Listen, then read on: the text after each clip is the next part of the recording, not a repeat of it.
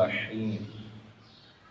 Lesson number 32 English grammar میں جناب کو ہم خوش آمدید کہتے ہیں، اور ہم نے پیسو وائس میں فعل حال فعل ماضی کمپلیٹ کر لیا ہے۔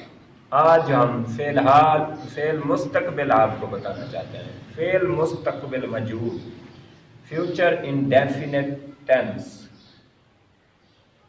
فعل مستقبل مجہول میں پیسو وائس میں ول بی یا شیل بی لگے گا، یعنی واحد متکلم اور جمع متکلم میں کیا لگے گا؟ شیل بی، اور باقی صیغوں میں ول بی لگے گا۔ ٹھیک ہو گیا؟ یہاں اختلاف بھی ہے، بعض جو ہے نا ول بھی لگاتے ہیں، بعض شیل بھی لگاتے ہیں۔ جو بھی آپ کو ٹیچر کہیں آپ اس کو استعمال کریں، قانون سمجھ لیں۔ قانون یہ ہے کہ ایکٹیو وائس میں اگر ہم نے مثال دی ہے کہ تم اسے سزا دو گے، تم اسے سزا دو گے، تو اس کی انگلش آئے گی یو ول پنش ہم، اس کو سزا دو گے، ہم۔ تم ان کو سزا دو گے، کیا آئے گی؟ You will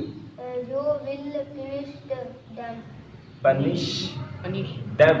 punish first form ہے کہ میں ایکٹیو وائس پوچھ رہا ہوں۔ You will punish them، him، جو بھی آپ کہہ دیں۔ اب اس کو اگر ہم نے کنورٹ کرنا ہے تو ہم نے لگانا ہوتا ہے him کی وائس کیا آئے گی جی؟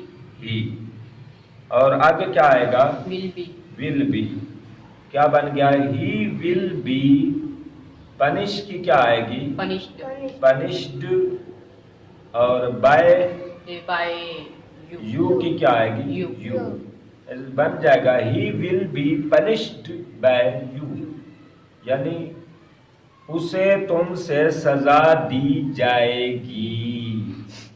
ہم میچ کھیلیں گے، کیا آئے گا جی؟ We play cricket۔ پتہ نہیں یہ کیا کہتا ہے۔ We shall play cricket۔ We shall play، آپ مستقبل کی تو علامت ہی نہیں لگا رہے will یا shall۔ We shall play a match۔ We shall play a match، ہم میچ کھیلیں گے۔ اس کو پیسو وائس میں کیسے کریں گے جی؟ جو مفعول ہے اس کو شروع میں لینے ہیں جی، لے آئیں۔ A match، A match will be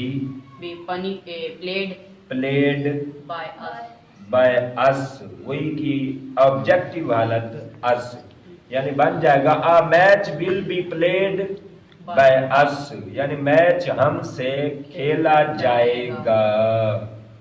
یہ ہے ہماری آج کی، ہم نے فعل مستقبل بنانا ہوتا ہے۔